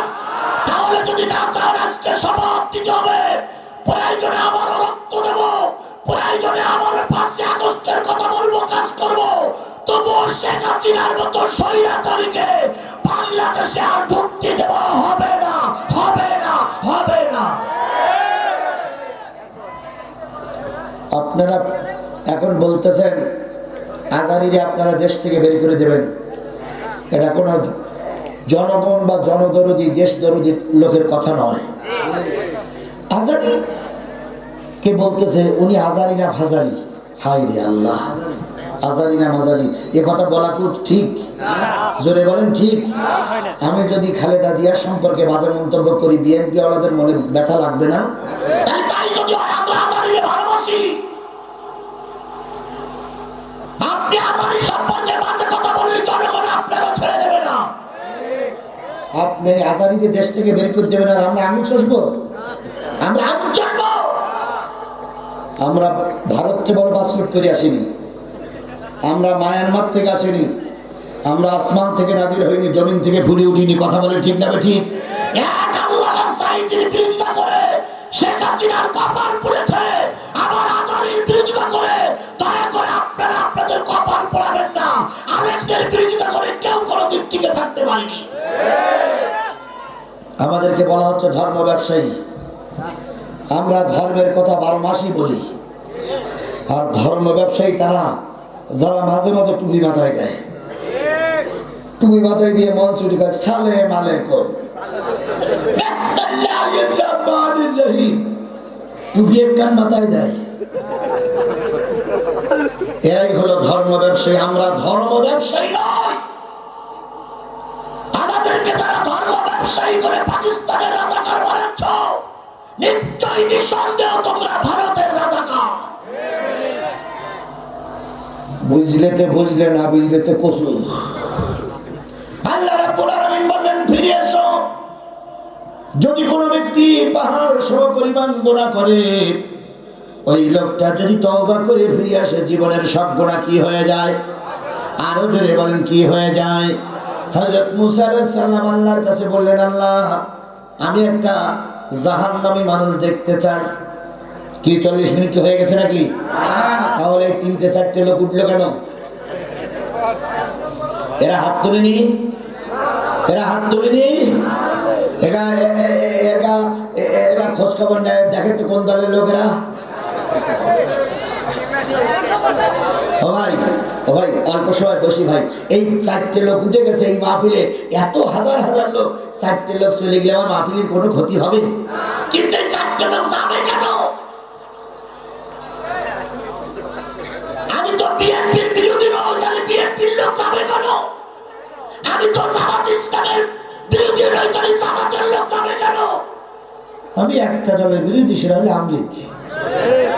আপনারা যা বলেন তা বলেন, আমি আওয়ামী লীগ বিরোধী।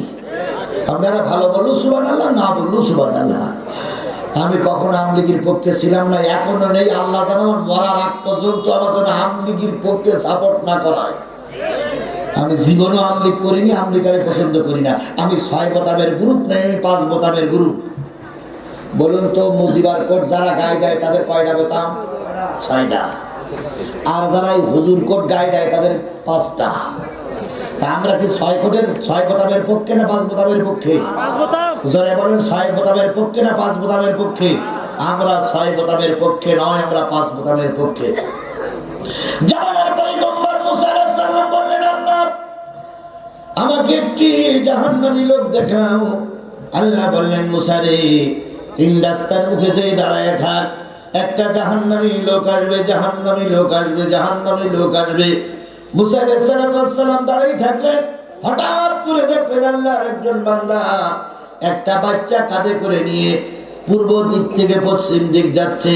ওই লোকটার দেখে মুসা আলাইহিস সালাম একটু বিড়বিড় করে বললেন, আল্লাহর নাফরমান বান্দা, তুই জাহান্নামী, তুই জাহান্নামী, এমন কাজ তুই করেছিস, আল্লাহ তোর বড় সন্তুষ্ট হয়ে গেছে, তুই জাহান্নামী। লোকটা বাচ্চা কোলে করে নিয়ে চলে গেলেন, কাঁধে করে নিয়ে চলে গেলেন। মুসা আলাইহিস সালাম বললেন, আল্লাহ আমাকে একটা জান্নাতি মানুষ দেখাও। আল্লাহ বললেন, ওই রাস্তায় দিয়ে দাঁড়াই থাকো। ওই রাস্তায় দাঁড়াই থাকার পরে সন্ধ্যের আগে দেখলেন যে লোকটা সকালবেলা গিয়েছিল ওই লোকটা আবার বাচ্চাটারে নিয়ে ফিরে আসতেছে। আল্লাহ বললেন, এই লোকটা জান্নাতি।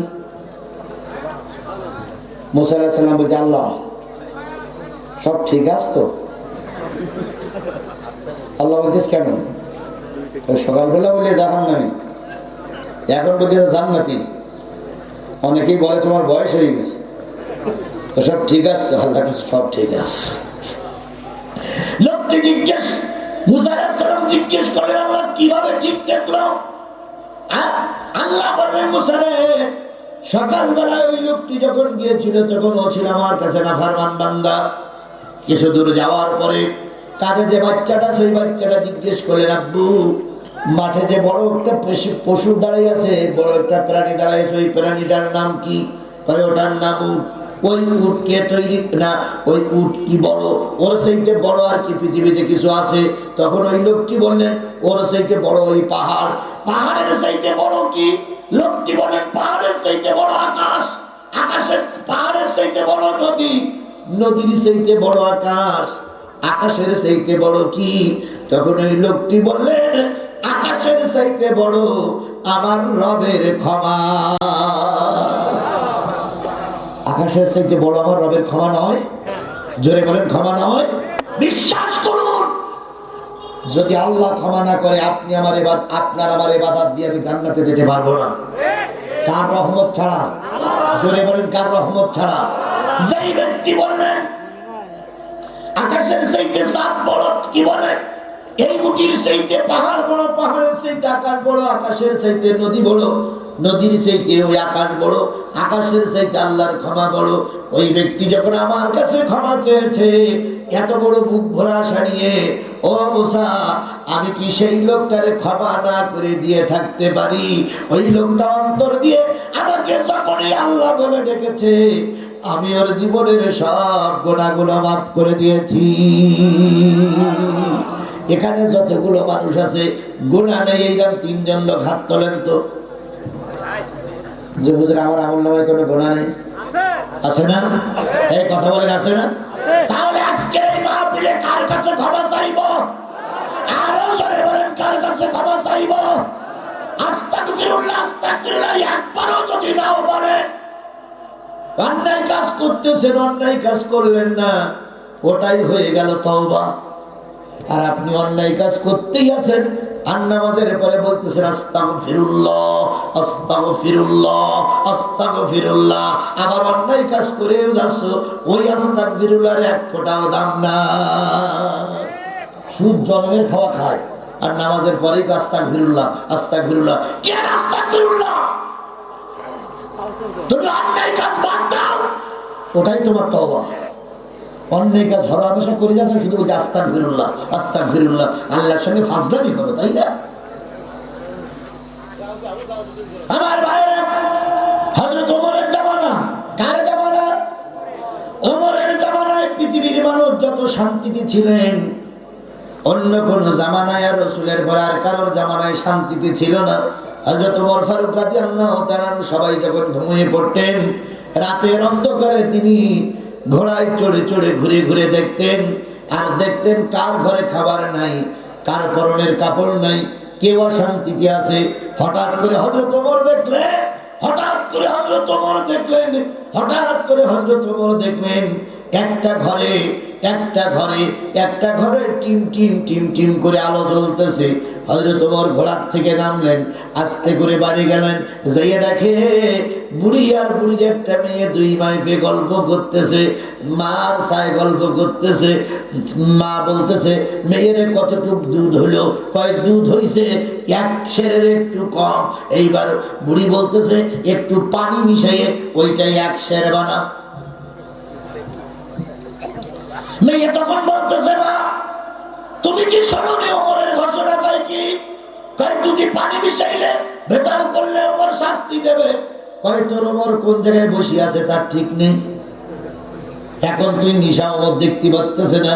ওই মেয়ে কি বলতেছে, মানে ওমর না দেখলেও ওমরের একজন মালিক আছে, সে মালিক তোমার আর মালিক। কেউ যখন দেখে না তখন সেই মালিক কিন্তু দেখে। শিবগঞ্জের মুসলমানেরা বলুন তো সেই মালিকের নাম কি? আরো জোরে বলেন, সেই মালিকের নাম কি? সেই আল্লাহ মনে হয় সব জায়গায় দেখে, ভোট কেন্দ্রে দেখে না? দেখে। তাহলে আপনি একজন মুসলমান টুপিওয়ালা, আহালে হাদিসের লোক, হানাফির লোক, এবার তারপর আপনি একজন হাজি মানুষ, বক্তা মানুষ, ভোট দেওয়ার প্রয়োজন ছিল একটা, আপনি 70টা মানলেন কেন? তুমি 70টা ভোট পেলে কোন আক্কেলে? আবার মঞ্চে দাঁড়িয়ে বলে এবারে ভোট সুস্থ হয়েছে, 99% লোক ভোট দিয়েছে। যখন এরা বক্তৃতা দেয় এবারের মতন সুষ্ঠু নির্বাচন আর একটা হয়নি, তখন মাদ্রাসার বারান্দায় ছিল কুকুর শুয়ে, কুকুর মাথা উঁচু করে বলে নেতা কি বল, দুইজন এসে বসে আছে, তোমার দরবারে দাঁড়িয়ে বললেন কালকে রাতে কি আলোচনা হচ্ছিল? বুড়ি বলতেছে শোনো আমার, পানি মিশাইতে চাইলাম কিন্তু মিশাইনি, বসে থাকো ওখানে। বুড়ি বললেন খলিফাতুল মুসলিমিন, মানুষ ভুল করতে পারে, আমি ভুলের উদ্যোগ নিয়েছি। আল্লাহ নিজেই বলেছে যদি কেউ গোনার নিয়ত করে, যতক্ষণ গোনা না করো ততক্ষণ গোনাটা লিখো না। কি তাই তাই বলা হয়েছে না, যে যদি কেউ গোনার নিয়ত করে ফেরেশতা গোনাটা লিখো না।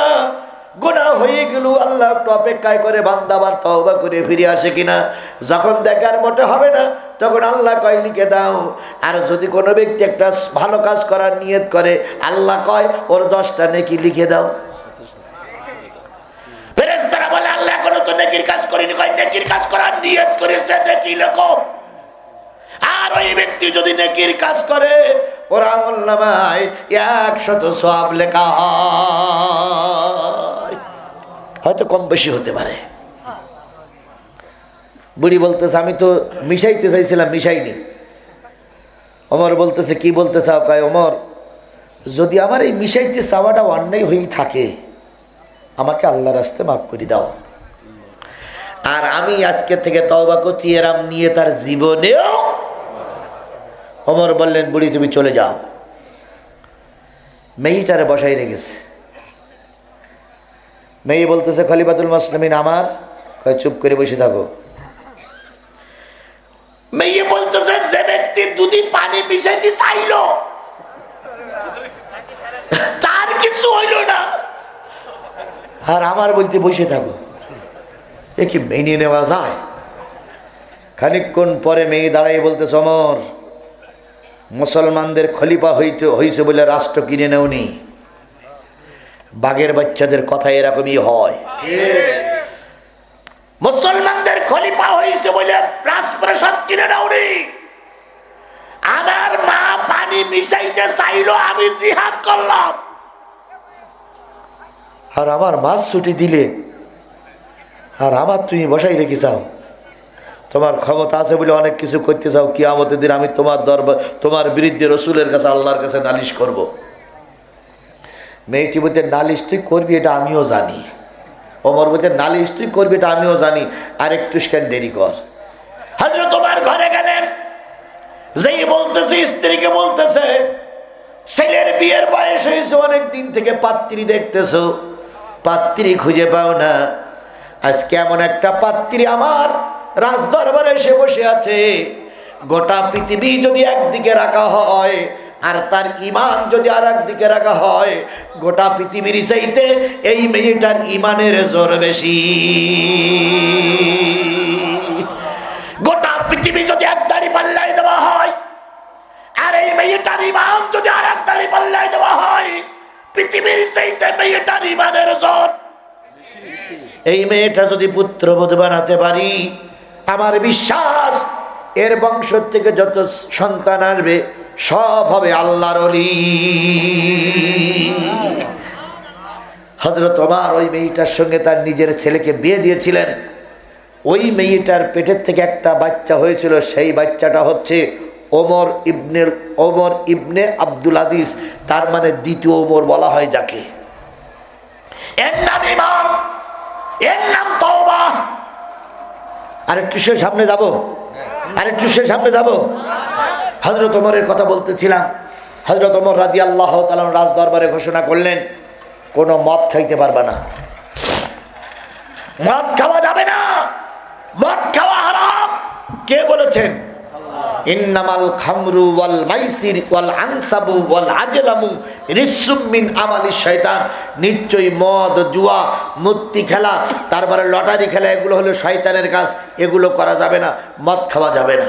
ভাই ভাই ভাই বসেন, আমি ঘড়ি দেখেছি ভাই, বসেন, বসুন, এই ছেলে বসুন। আমি কথা দিচ্ছি, আমি এই বিশাল জনতার সামনে কথা দিচ্ছি, কোনো অবস্থায় 12টার উপরে যাওয়ার নিয়ত আমার নাই।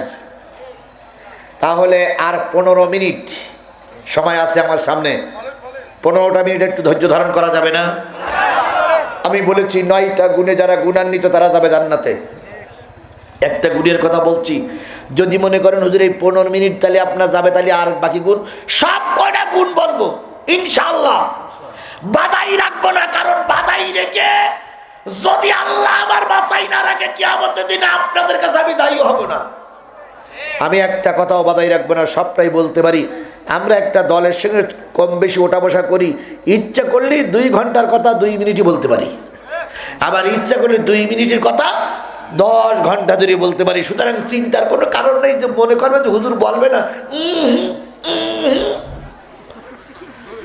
বলবো ইনশাআল্লাহ। আমার ভাইয়েরা, খলিফাতুল মুসলিমিন হযরত ওমর বলেন মদ খাওয়া যাবে না, মদ খাইলে 80টা বাড়ি দেওয়া হবে। জনগণ এবার মদ খাওয়া ছেড়ে দিল। একজন মদখোর মোটেই ব্যালেন্স ঠিক রাখতে পারে না, সে চিন্তা করলো মদ আমি এলাকায় খাবো না, মদ খাবো বাইরে যেয়ে। এবার মদের বোতল নিয়ে জঙ্গলে ঘুরে ঘুরে বেড়ায়, আর কয় ওমর দেখতে পাবা না। মদখোরের ভাব তো এরকমই হয়। আমি একদিন মোটরসাইকেলে ওয়াশ করে বাড়ি যাচ্ছি, রাস্তায় একটা খেজুর গাছ কাইট হয়ে রয়েছে। আমাদের এক গ্রামের এক চাচা দেখি ওই খেজুর গাছের ঘাড়ে, খেজুর গাছের গায়ে ঘাড় লাগাইয়ে শুধু বলতেছে এই এখানে কাইচুই রয়েছে কেন, এই এখানে কাইচুই রয়েছে কেন, এই এখানে কাইচুই রয়েছে, সোজাইতে পারিস না, লোকজন যাতায়াতের সমস্যা।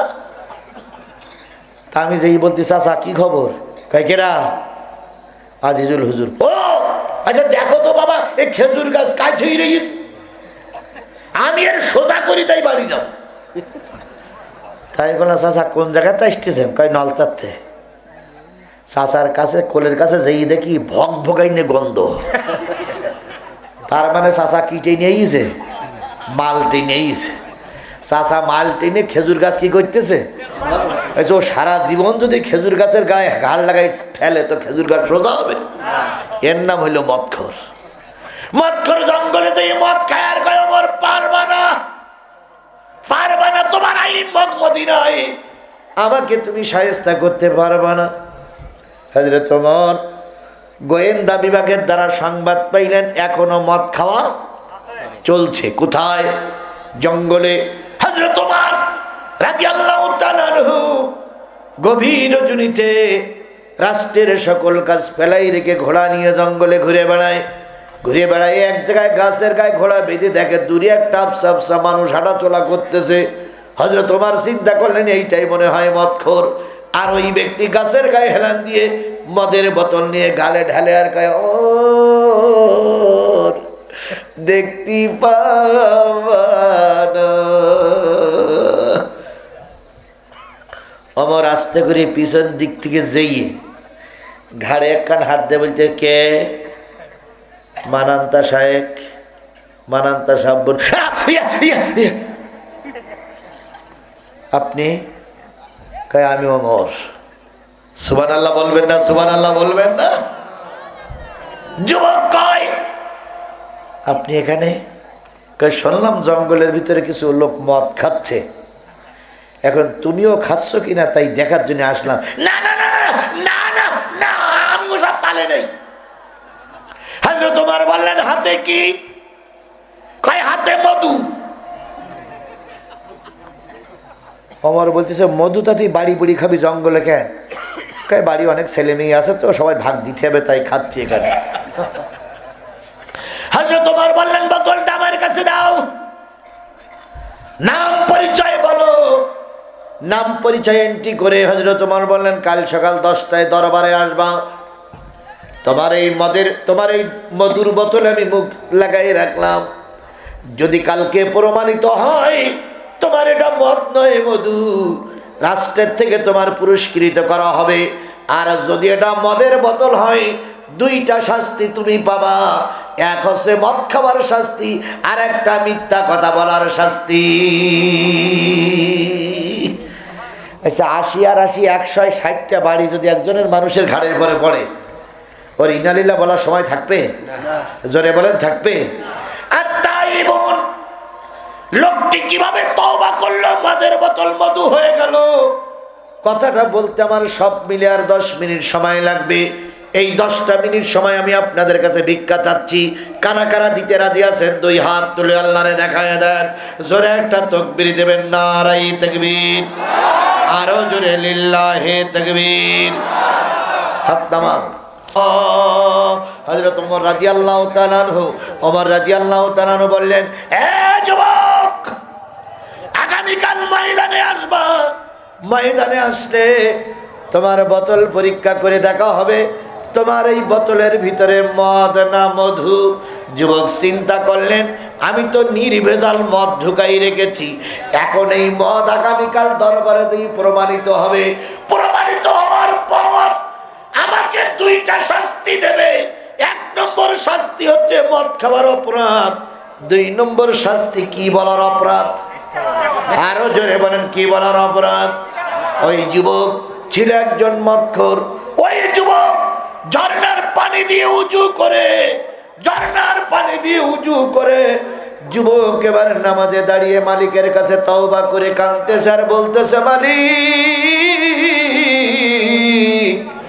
কালকে যদি তুমি আমাকে 80 আর 80 160টা বেতের বাড়ির থেকে মুক্তি দাও, আমি কথা দিচ্ছি জীবনে আর কোনোদিন মদের বোতল হাতে নেব না। যুবক কার কাছে তওবা করতেছে? আল্লাহর কাছে তওবা করতেছে। এইরকম তওবা যদি তুমি আর আমি করতে পারি কি ফলটা হবে আমি এক্ষুনি বলতেছি 2 মিনিটের ভিতরে। আল্লাহ বললেন বান্দারে জান্নাতে যেতে চাস তাহলে তওবাকারী হ। ভুল ভ্রান্তি যা হয়েছে কি করতে হবে? তওবা করতে হবে। আওয়ামী লীগের নেতা কর্মীদের বলি, যা করিয়েছো যাদের কাছ থেকে খেয়েছো ফেরত দাও, তওবা করে দিগনে একটা দলে ঢুকে পড়ো, হয়তো আল্লাহ মাফ করলিও করতে। এই জন্য 1 নম্বর তওবা করো, 2 নম্বর ইবাদত করো। কার ইবাদত করব? আরো জোরে বলেন কার ইবাদত করব? 2 নম্বর ইবাদত করো। 3 নম্বর হামিদুন, সকল কাজে প্রশংসা করব কার? আরো জোরে বলেন কার প্রশংসা করব? 4 নম্বর সাইহুন, সফর করে করে বেড়াও। দেখো না সফর করলে ভালো মন্দ বোঝা যায়, এই জন্য আল্লাহ বলে ছেলে বসে বসে বসে সফর করো। 5 নম্বর রুকু করো, 6 নম্বর সেজদা করো, 7 নম্বর সৎ কাজের আদেশ করো, 8 নম্বর অসৎ কাজের নিষেধ করো, 8 নম্বর অসৎ কাজের নিষেধ করো, আর 9 নম্বর আল্লাহর বিধান সমাজে চালু করার জন্য যতটুকু শক্তি আছে শক্তি সমর্থ নিয়ে ময়দানে নামো। তাহলে 9 নম্বর কার বিধান চালু করতে হবে? কোন জায়গায়? আল্লাহর এই দুনিয়ায়। এবার বলুন বিগত 52-53টা বছর আমরা যা পেয়েছি, এবার আমরা সেইটা দেখতে চাই। সেটা কি? 52-53 বছর বয়সে আমাদের দেশে কোনোদিন আল্লাহর কোরআনের আইন চালু হয়নি। আল্লাহ যেন এবারে আমাদের দেশটারে কোরআনের দেশ বানায়া দেয়। কোরআনের দেশ, কোরআনের আইন চালু হোক। আপনারা কি চান? সবাই মিলে বলেন চান? আচ্ছা চাইতে গেলে কি শুধু ঘরের দরজাতে বসে কানলি চাওয়া পাওয়া যাবে? চেষ্টা করা লাগবে। আজকের থেকে আমরা নিয়ত করব, যতদিন পর্যন্ত এই সমাজে কোরআনের আইন চালু না হয় ততদিন পর্যন্ত আমরা চেষ্টা করবই, ইনশা।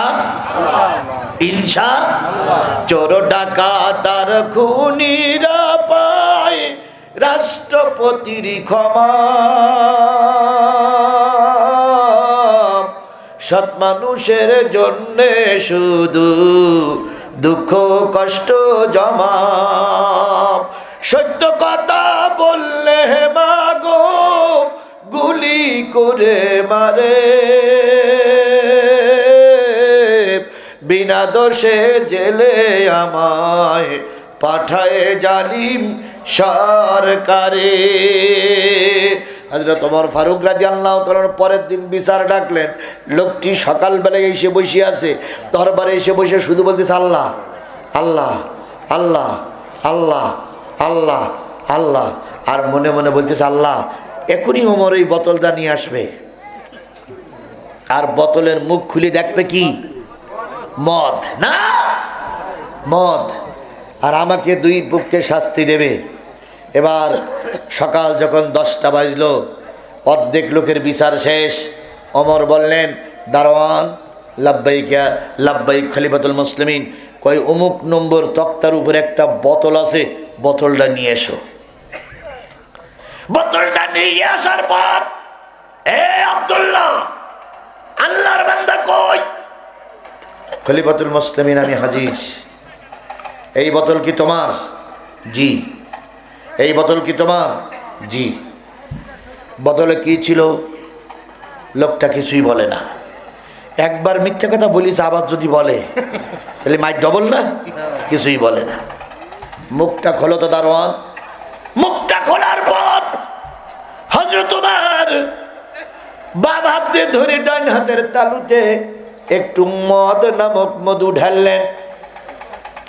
মধুটা দেখে হযরত ওমর যখন গালের ভিতরে দিতে যায়, যুবক তখন বলতেছে খলিফাতুল মুসলিমিন একটা বারের জন্য আপনি আমারে মাফ করে দেন। আমি গতকাল একটা ভুল কাজ করেছি, রাতে তওবা করেছি, আমার উদ্দেশ্য আপনি আমাকে মাফ করে দিবেন। ওই মদ আপনি খাবেন না, কারণ আপনি মুসলমানদের নেতা। হযরত ওমর বললেন না রে ভাই, একটু খেয়েই দেখি না কেমন জিনিস। খেয়ে হযরত ওমর একবার খাইলেন, আর একবার খাইলেন, আর একবার খাওয়ার পরে যুবককে ডেকে বলতেছে যুবক এত দামি নির্ভেজাল মধু তুমি কোন দোকান থেকে ক্রয় করেছ?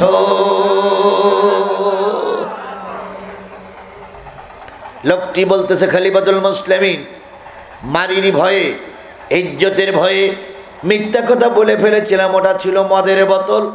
আমি আপনার কাছ থেকে মারির ভয়ে বলেছিলাম মধুর বোতল।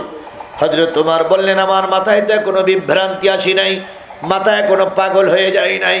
রাজ দরবারের সবাইকে খাওয়ালেন, সবাই বলল মদ না মধু, সবাই বলল মধু।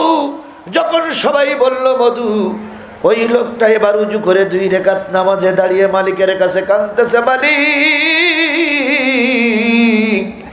তুমি আমার তওবাটা কবুল করে নিয়েছো। তওবা কবুল করে নিয়ে যেখানে ছিল মদ সেখানে বানাই দিয়েছো মধু। এর নাম হলো তওবা। এর নাম কি? তাহলে আমরা আজকে এখানে যারা আছি, জীবনের সব গুনাহ থেকে বিরত থেকে মৃত্যুর আগ পর্যন্ত কিসের ছায়াতলে থাকবো? কারা কারা কোরআনের ছায়াতলে থাকতে রাজি আছেন? 2 হাত উঁচু করে আল্লাহরে দেখান। আয় আল্লাহ তুমি এই লোকগুলোরে কোরআনের পথের প্রতীক বানায় দাও। আগামী দিনে আল্লাহ এরা যেন কোরআনের পক্ষে থাকতে পারে, দয়া করে কবুল এবং মঞ্জুর করে নাও। আমিন সুম্মা আমিন বিজুদিকা আমিন বিনতিনানিকা আমিন। সূরা ফাতিহা, ইখলাস শরীফ পড়ি সবাই। বিসমিল্লাহির রহমানির রহিম।